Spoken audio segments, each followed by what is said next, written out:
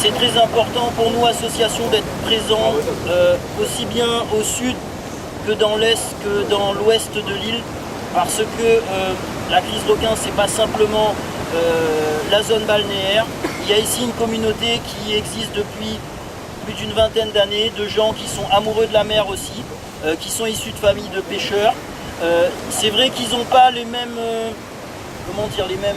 les mêmes conditions que dans l'ouest. Et moi, au début de la crise, on m'a beaucoup interpellé, les surfeurs du sud, les surfeurs de l'est, en me disant oui, vous vous occupez que de la zone ouest. Mais ce que j'ai essayé de leur faire comprendre, c'est que déjà, si on n'arrive pas à convaincre de la nécessité de sauver Bouc-en-Canotte et Roche-Noire, ça paraît difficile d'envisager venir sécuriser un endroit où il n'y a pas d'enjeu véritable nautique au-delà de la pratique du surf, parce que malheureusement il n'y a pas pour l'instant de plage, mais qui sait, la municipalité pourra un jour, pourquoi pas aussi développer la mer, parce qu'on est dans une île et que même ici je suis sûr qu'il y a des gens qui se baignent selon les endroits. Donc après c'est vraiment une grande satisfaction de pouvoir être ici aussi pour rendre hommage à l'ensemble des victimes.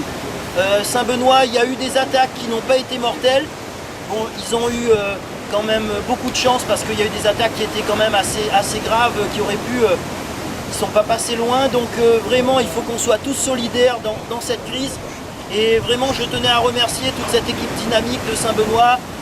On a préparé un bon petit carré pour nous toutes. Donc, et voilà, on peut rendre un hommage aussi ici pour montrer que voilà, nous sommes une île et que la mer elle est partout autour, et qu'on aime la mer de Saint-Benoît à Saint-Pierre en passant par Saint-Gilles-les-Bains, en passant par le port. Il y a aussi une communauté au port et pourquoi pas aussi un jour les soutenir bien évidemment, surtout que ce sont voilà, des gens voilà, qui sont bien implantés ici et des gens pour qui le surf représente beaucoup.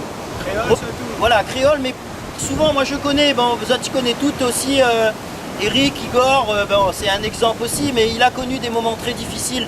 Et souvent quand je parle avec lui, il me raconte comment le surf lui a donné l'envie de s'en sortir, l'envie de devenir quelqu'un, d'arrêter de traîner parce que c'était très difficile pour lui à une époque. Et ce volet-là, on l'oublie. Vous savez peut-être pas, mais en France, il y a tout un volet qui s'appelle Surf Insertion et qui aide des jeunes à retrouver un lien social à travers la pratique de ce sport. Parce que ce sport donne des valeurs que beaucoup envient et qui sont liées quand même un petit peu en partie à l'image du surfeur et parfois à l'animosité que peut susciter notre communauté.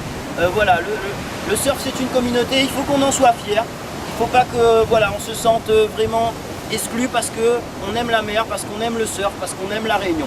Merci à vous. Merci.